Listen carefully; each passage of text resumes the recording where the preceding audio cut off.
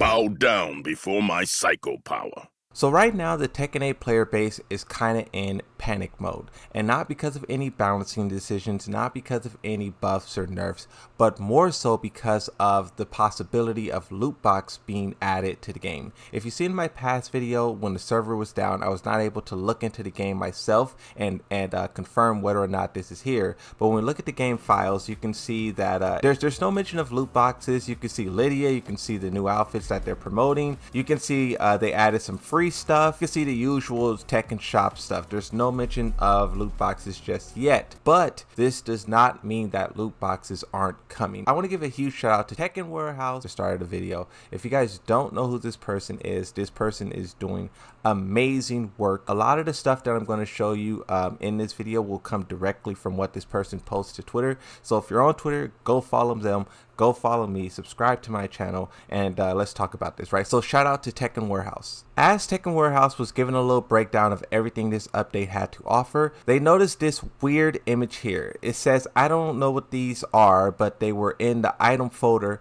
Any guesses? I hope it's not loot boxes. So this is the first mention of loot boxes. So this 4 images right here was in the items section, and as we just looked in this live version of the store, it's not here. So they have this hidden thing that's in the game but it's not yet public. This tells me it's going to come later, which is something we know they do. For example, they'll release these Hawaiian outfits. You can see that that's in the game right now, but this what's it called, like biker skins, are not in the game. So this will come at a later date, maybe like 2 weeks from now. That 2 weeks from now could be when they add these loot boxes to the game, or whatever these are. I'm just going to refer to them as loot boxes. 2 weeks from now, they could be something totally different, but we're just talking about whether or not these is loot boxes and why Bandai Namco would add them. So when you see here, Tekken Warehouse makes another follow-up post and says, okay, I really hope they're not loot boxes, but they're in the item shop folder along with other pictures to preview items before buying them.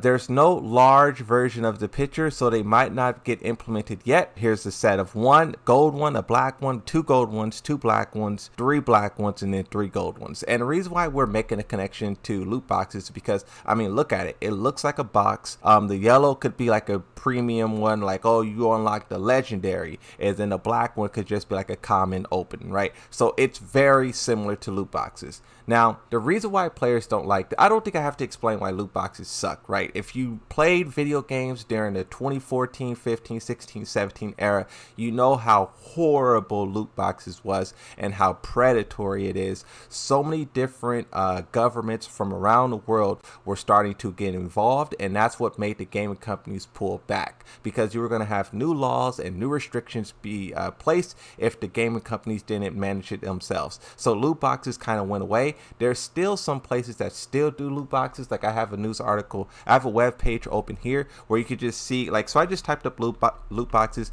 and I just wanted to see what's the most recent news articles that's being posted. The first one is from The Guardian. Dangerous play, how online game purchase led to an Australian youth into a secret gambling addiction. So this was heavy back in 2016, and this is what had government step in. Escape from Tarkov add loot boxes in its latest patch, so you can see some games are still doing it.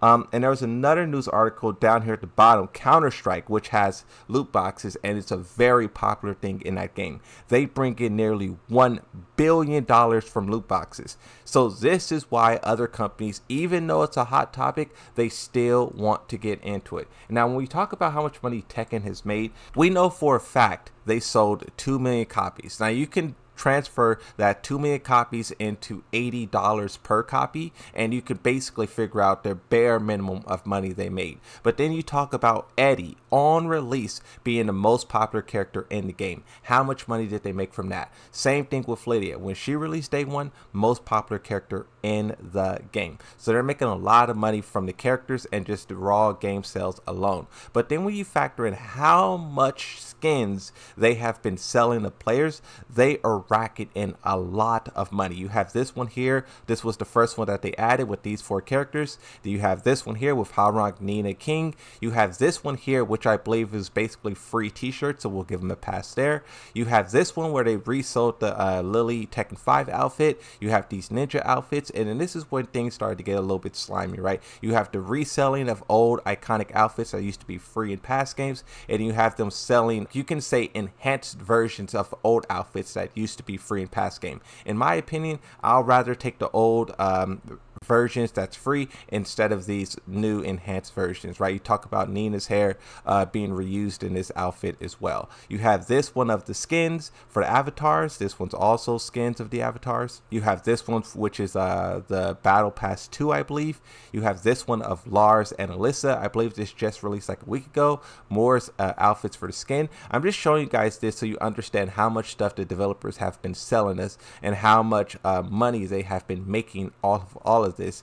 And when you look at all of this, you then have to ask the question, why would they then feel the need to push it to the next level and try to make even more money off of us by adding in a gambling system into Tekken 8? Having people pay for a loot box and then get a random thing back is very despicable, and especially if that stuff is going to be something that was from Tekken 7, Tekken 6, Tekken Tag Tournament 2. It's just not necessary. And if Bandai Namco does this, it's going to be the worst decision they have made currently for Tekken 8. And the reason why they're so desperate, because, you know, of course we can look at this and say they're slimy, they're greedy, they're predatory, and all of those things. But in my opinion, I think it's far more concerning is the word that I'll use, and it all spans from this game right here, Blue Protocol. I made a video a couple of days ago how Bandai Namco made a big decision, a difficult decision, a hard decision, and that decision was to cancel this game. They put a lot of money into this game, and basically they wanted it to be their next big thing. I compared it to Genshin Impact. A lot of people in the comment section were saying it's not at all, or it wasn't at all like Genshin Impact, but still it was something that they invested heavily into, and it did not turn out the way they wanted it. They did an early release in Japan. Japan didn't like it, and you know, all these months later they put out this statement here basically saying they're canceling the whole game. It will be discontinued from Japan on Saturday, January the 18th, but then it will not release to the world, and it's basically gonna shut down. Right now, they did this, and it was a very difficult decision, and by doing this they lost a lot of money, and I mean a lot of money. Here's from a news article here. It says Bandai Namco Online has reported a net loss of basically over $51 million in the fiscal year for March 2024. Due to its growing negative net income, the company has become insolvent. Insolvency refers to the term that the state of financial distress and is not equal to or indicative of bankruptcy. So basically what that means is it's putting them in a danger zone. They're not really going to be bankrupt, but it's a huge loss. And to put it into perspective, right, because when we look at this number, we really don't understand like the full scale of it.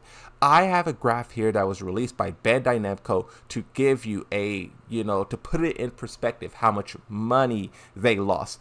Each one of these lines is a year. So you can see every year they have big highs, they have little highs. During the pandemic, right, at the start of the pandemic, they had a very big spike. You could say Tekken 7 contributed to this. You could say Dragon Ball Z Fighters contributed to this. Like if we look here, total player count 5,300,000, 52,000 new players, and then returning 79,000. And this is during the 2018-2020, right? So you could say Dragon Ball Z helped that, Tekken 7 helped that, right? But when you skip to where we are now, 2024, you see this huge loss, massive. And I think this is Bandai Namco's biggest loss in their company history. Never before have they lost this amount of money, and they are panicking.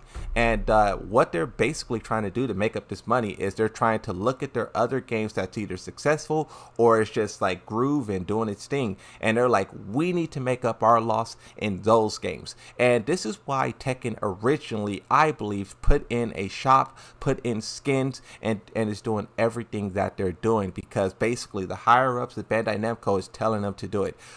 We need to make this money back, and you guys are going to do it for us. Now, it's not fair, but that's kind of how the business gaming industry works, right? And it also would explain why the developers are so slow.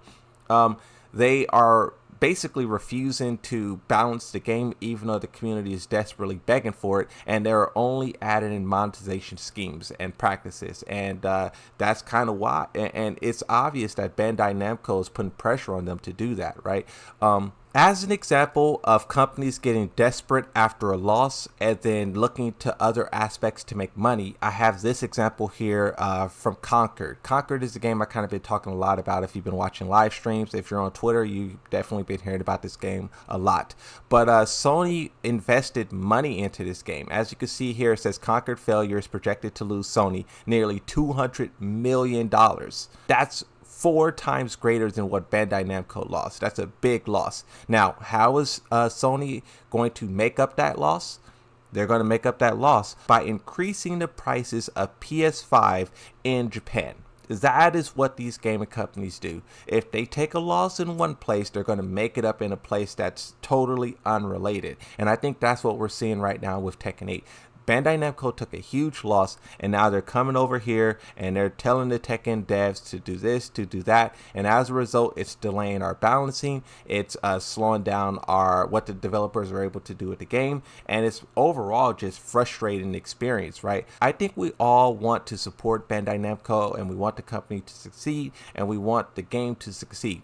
But it's a line that they cross when they're milking the game, when they're forcing all of these monetizations, like a loot box. If this really turns out to be a loot box, bro, we have to stand up and say this is not okay. I know there's a lot of like big content creators in Tekken who don't say anything about the shop and monetization, but if they don't speak up about this, bro, they're really like not on our side, bro. We need these guys to really say this is not okay. Kind of if you think about what they did with the mod situation, right?